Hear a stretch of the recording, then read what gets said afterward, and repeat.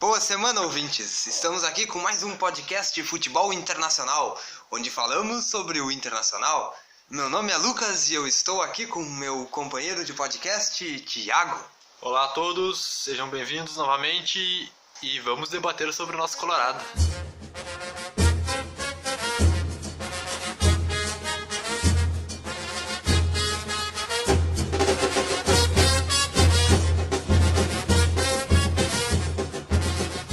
Primeiramente, vamos falar sobre Inter e Paysandu, que aconteceu na quinta-feira passada, no estádio Beira-Rio, e terminou com a vitória de 3-1 para o Inter, que deu uma boa vantagem para o jogo de volta, que é agora no Pará, no Mangueirão.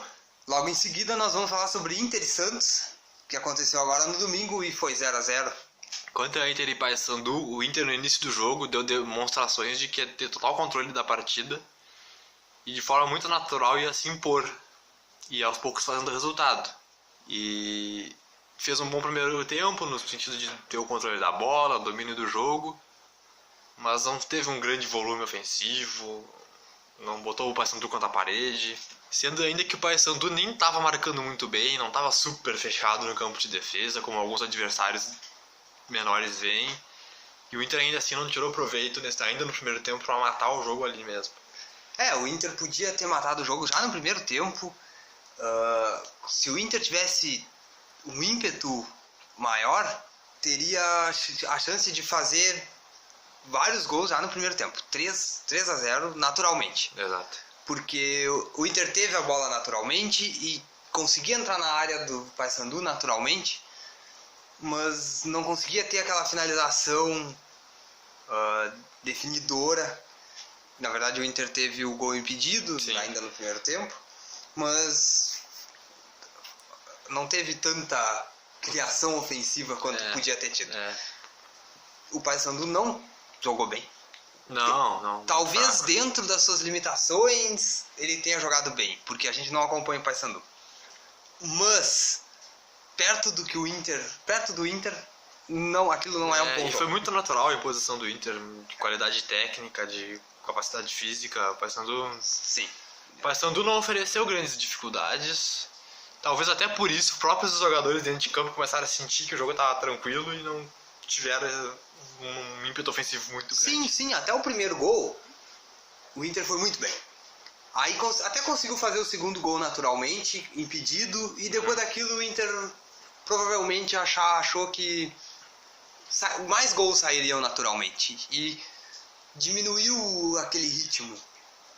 Então, se não tivesse tomado gol, era capaz do jogo ter terminado 1-0, porque o Inter não ficou com aquele ritmo de querer aumentar. Concordo. Quando tomou o gol, disse, não, peraí, vamos ficar ligado.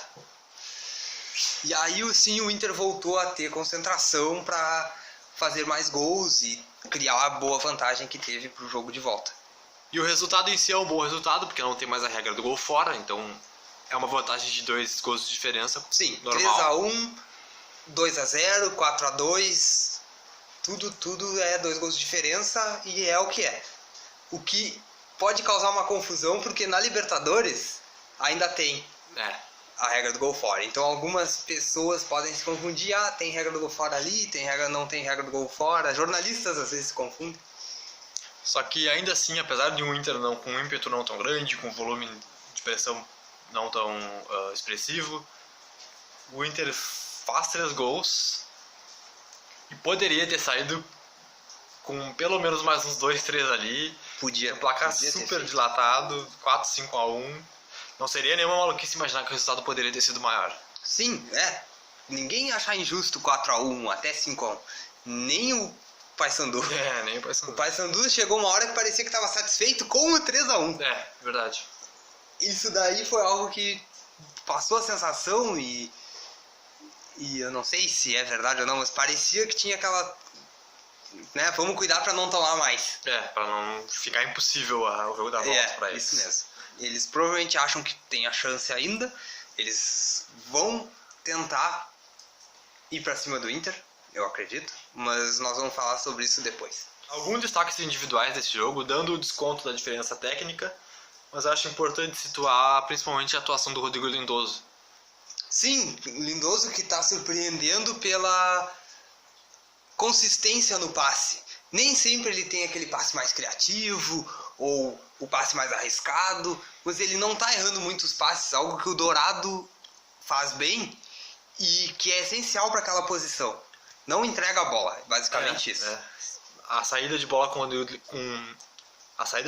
o Rodrigo Lindoso tá limpa, poucos erros, ele não perde a bola no campo de defesa.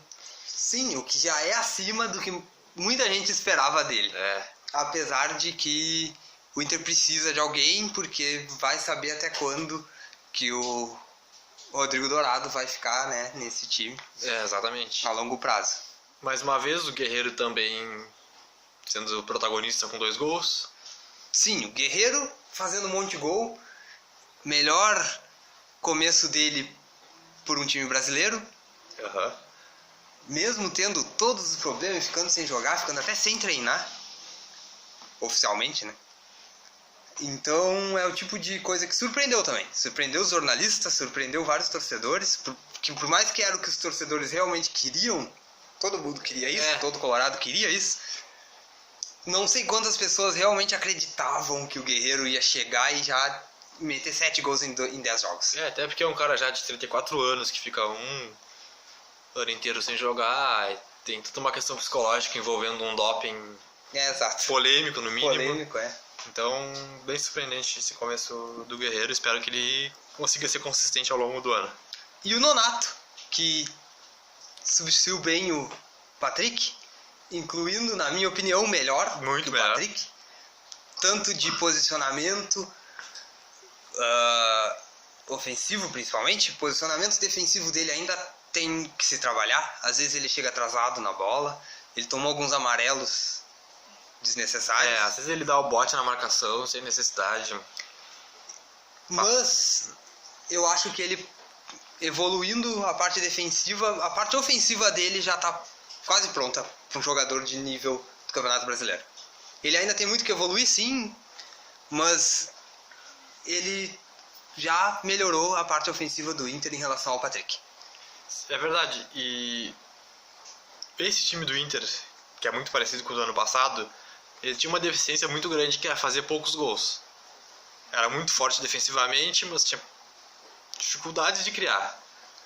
Agora, com a adição do Guerreiro e o Nonato se firmando cada vez mais, o time se torna muito mais capaz de criar e já tem mostrado isso nesse início de Campeonato Brasileiro. Sim, esse time cria bastante.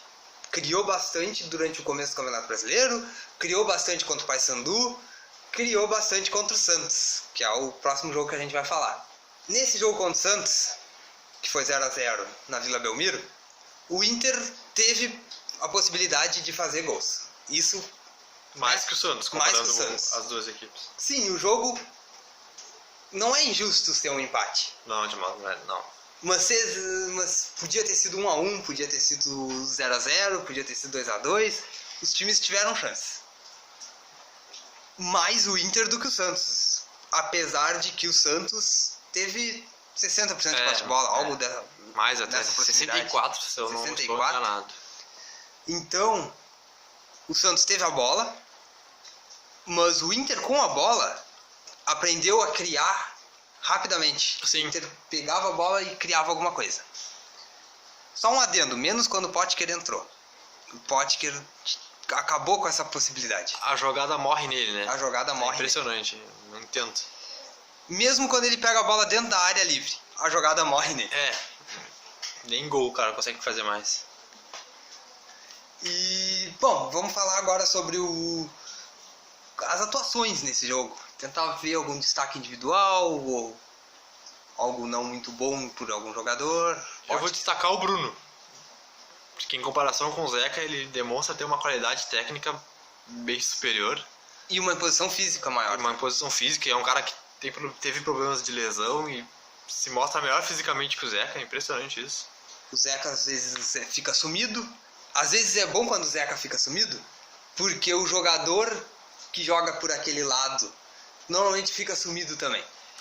O Zeca, muitas vezes quando o Zeca aparece no jogo, é com um buraco nas costas dele.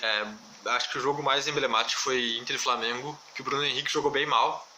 Sim, e o foi Zeca foi sumido. E talvez uma das melhores partidas do Zeca pela função defensiva em cima do Bruno Henrique. Sim, o Bruno Henrique prendeu o Zeca ali e o Zeca jogou bem daquela maneira. Mas a produção ofensiva do Inter sofre também quando o Zeca não... É impressionante. Né?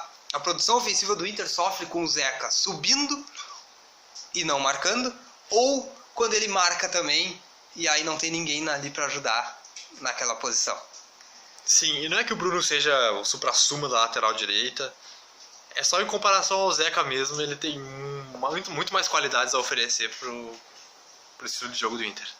Sim, essa é a nossa opinião, claro, mas eu acho que o Bruno merecia titularidade nos próximos jogos do Brasileirão e contra o Paysandu agora também. Sim, mas o Zeca vai viajar pra Pará. Sim, o Zeca viaja. Possivelmente vai ser titular. Sim, mas a gente vai falar depois sobre esse jogo. Além do Bruno, eu acho legal citar o Emerson Santos, porque ele entra muito mal quando substitui o Rodrigo Moledo na partida contra o CSA. Sim, claramente faltava ritmo ali. Sim, e aí ele demonstra uma clara evolução em relação ao que foi também... demonstra claramente uma evolução que foi ele no jogo contra o Paysandu e faz talvez a melhor partida dele nessa temporada contra o time do Santos, que ataca demais. Sim, muito do Inter não deixar o Santos criar foi porque a dupla de zaga não deixou o Santos criar. A marcação no meio-campo também estava bem posicionada, exceto no começo do jogo, quando o Inter ainda estava sentindo o jogo, aqueles primeiros 5 minutos, o time meio que está sentindo o jogo ainda. O Santos achou espaço entre as linhas, mas o Inter foi ajustando as linhas e a partir daí o Santos não achou mais espaço. Não, o Santos... Tirando na jogada individual, como por exemplo o Rodrigo. O Inter se mantém bem formatado e a cobertura bem feita na maior parte do tempo. Apesar do jogo tá 0-0, ele não tava com uma cara de 0-0. O Inter podia ter feito gol. Sim. Claramente. O Santos talvez, mas muito menos. Mas as substituições do Odair fizeram com que tu achasse que o Santos ia fazer um gol. Sim, parece que tirou qualquer chance do Inter ter um ataque efetivo, porque o Inter não estava mais conseguindo ter a bola e criar chance. As substituições foram Richelli no lugar do Edenilson. Logo em seguida, o Potker entrou no lugar do Nico. E depois, mais tarde, o Guerreiro saiu para entrar o Rafael Sobis. Sim, Guerreiro cansado já, né? Sim, o Guerreiro já estava cansado pela sequência de jogos. A primeira substituição do Richelli pelo Edenilson foi porque o Edenilson sentiu.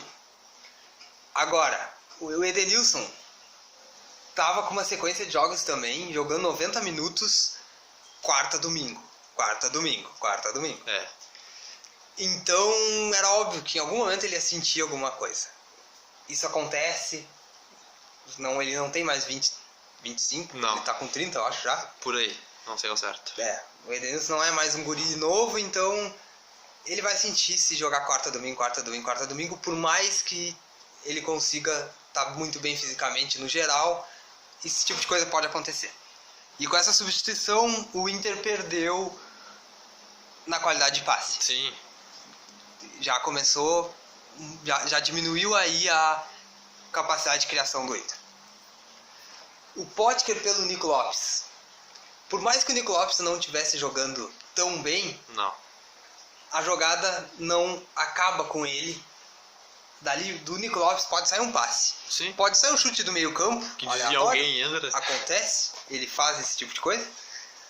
Mas ele dá continuidade à jogada. Com o Potker... Que não tem nem... O Potker perde a bola muito frequentemente. O Potker perde a bola e entrega muito frequentemente.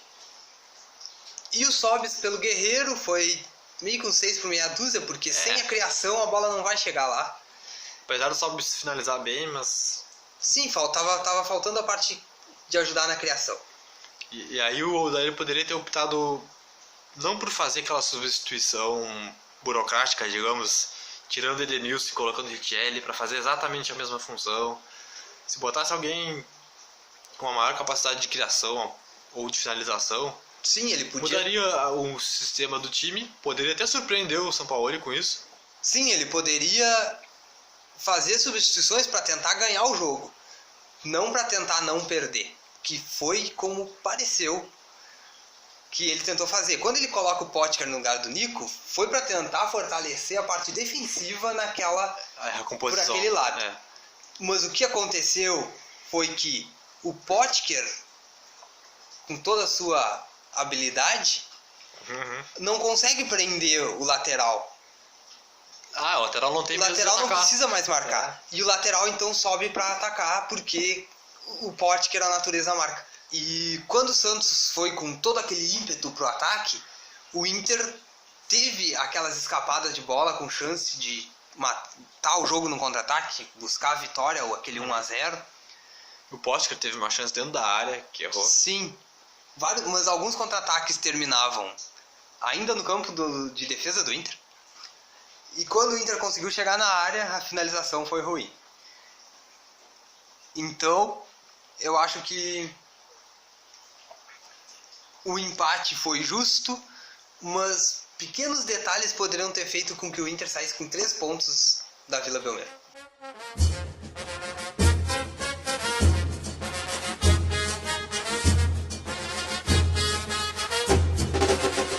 Com esse resultado, o Inter fica em 7º lugar, com 3 vitórias, 1 empate e 2 derrotas, 10 pontos, tem 7 gols marcados e 5 gols sofridos. Então, é uma campanha que já dava para se esperar. É uma campanha razoável. Ela é razoável, mas ainda não tem o Inter não teve ainda aquela apresentação de eu vou buscar o título. Não, de fato não teve. Talvez o Inter nem vá ter nesse Campeonato Brasileiro, dependendo de como o Inter for avançando na Copa do Brasil e na Libertadores. Dessas 2 derrotas que o Inter tem, uma é pra Chape, o Inter vai com todo reserva. Porque vinha em meio a partida do River anterior, e aí teria Flamengo na semana seguinte. Sim, partidas de nível... Aí já viajaria na quarta seguinte pra São Paulo jogar no Allianz Parque contra o Palmeiras. Sim, era um jogo que o Inter precisava poupar para a sequência que viria logo em seguida. E à medida que o Inter avança em Copa do Brasil e Libertadores, se possível, se isso acontecer, esse tipo vai se de repetir sequência esse tipo de vai se coisa. repetir. E apesar de querer muito o título brasileiro, é um começo que dava para se esperar, é um começo que não é ruim, mas o Inter ainda precisa melhorar para buscar o título brasileiro. Sim. Porque o Palmeiras está muito forte.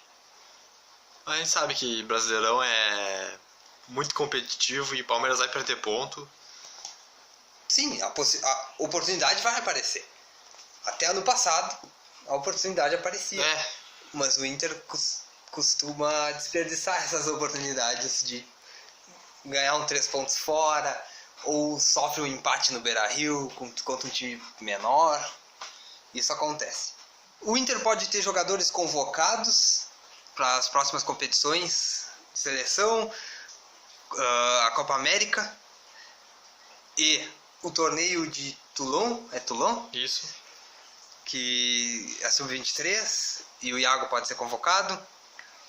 Para a Copa América tem a possibilidade do Nico Lopes ser convocado e o Guerreiro vai muito ser provavelmente vai ser convocado. Não sei se no momento de publicação já vai estar a lista pronta, mas nós acreditamos que o Guerreiro vai ser convocado. E vai fazer falta, acho que 2 partidas do final do Brasileirão. Nessa reta Quem for final convocado para a Copa América vai... Nessa reta final da primeira parte, vai desfalcar, 9 jogos, vão desfalcar. Então, é bom o Inter se encontrar com os reservas ainda nessa primeira parte, porque na sequência do Campeonato Brasileiro e Copa do Brasil e Libertadores, o Inter vai precisar dos reservas bastante. E quanto mais cedo o Inter encontrar um entrosamento, pequenos ajustes no sistema de jogo que sirvam as diferenças entre os jogadores, entre o Sobis e o Guerreiro, entre o Nico e tomara que não seja o Potker, as diferenças que podem afetar um pouco a parte da tática e da estratégia do Odair, são ajustes que dá para testar agora nessa reta final da primeira parte do Brasileirão, preparada. Eu acho que o Inter tem substituto para várias peças, mas a principal hoje em dia é a Edenilson. O Inter não tem um cara que faz o que o Edenilson faz dentro de campo, de fazer esse vai e vem, ataque e defesa, e ajudar tanto na criação quanto na parte defensiva. Pois é, quando o Inter coloca o Richelli no lugar do Edenilson, como no jogo contra o Santos, o time claramente fica muito mais defensivo.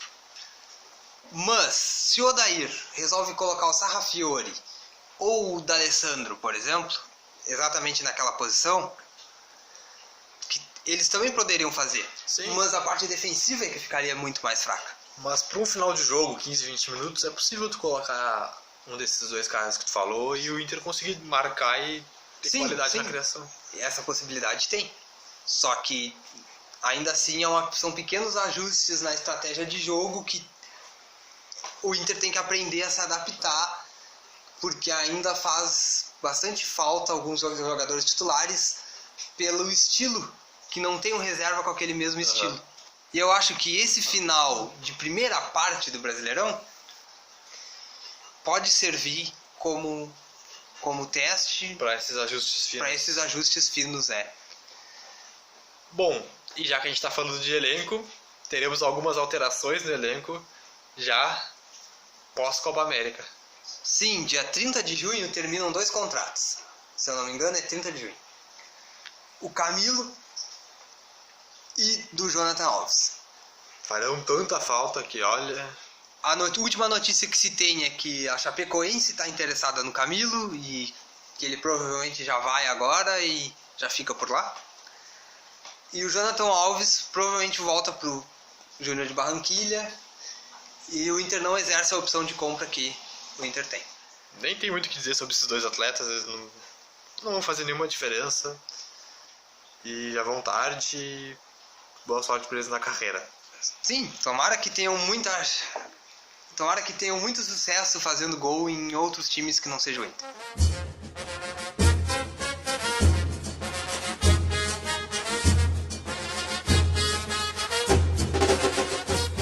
E na sequência da temporada, o Inter tem jogos contra o Paysandu e contra o Avaí. Contra o Paysandu no Pará, o Inter tem a volta do Zeca.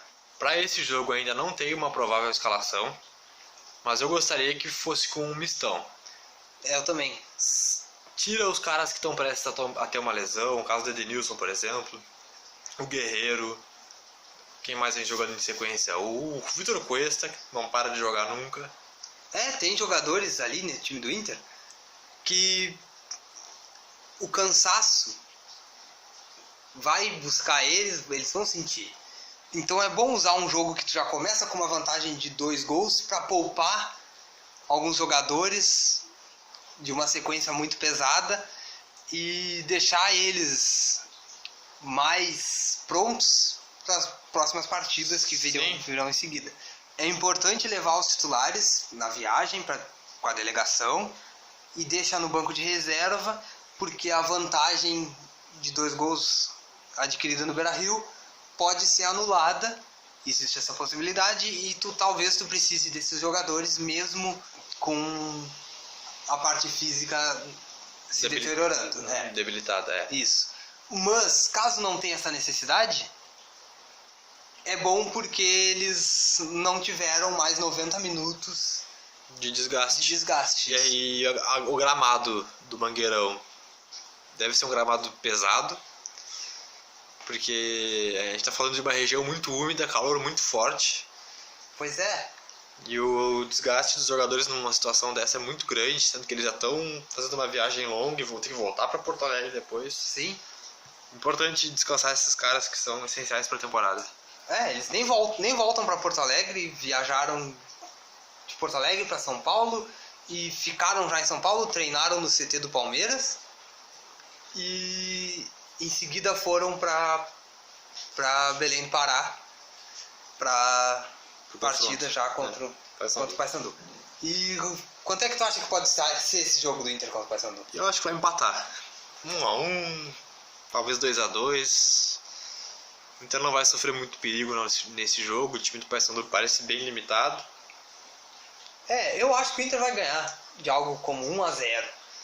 O Inter naturalmente tem um certo domínio, aí daqui a pouco sai um gol. O Paysandu não demonstrou muita força para atacar o Inter, mas nesse jogo acho que eles vão tentar muito mais. Vão pra dentro. Do que eles tentaram em Porto Alegre, mas não vão conseguir fazer gol ainda assim, e o Inter acha um gol num contra-ataque ou no domínio natural já da partida. A não ser que o Potker jogue, aí não sei. Duvido. Aí ele entrega um gol pro Porto, vai saber. Logo em seguida, já no final de semana, o Inter joga contra o Avaí, em Porto Alegre, no Beira-Rio. Jogo importante, né? Sempre, todos os jogos do Brasileirão são muito importantes. Não existe buscar ponto depois. Ponto perdido é ponto perdido. E já era, O técnico fala isso às vezes, o jogador fala isso, de recuperar os pontos. Isso não existe. Ponto perdido já era.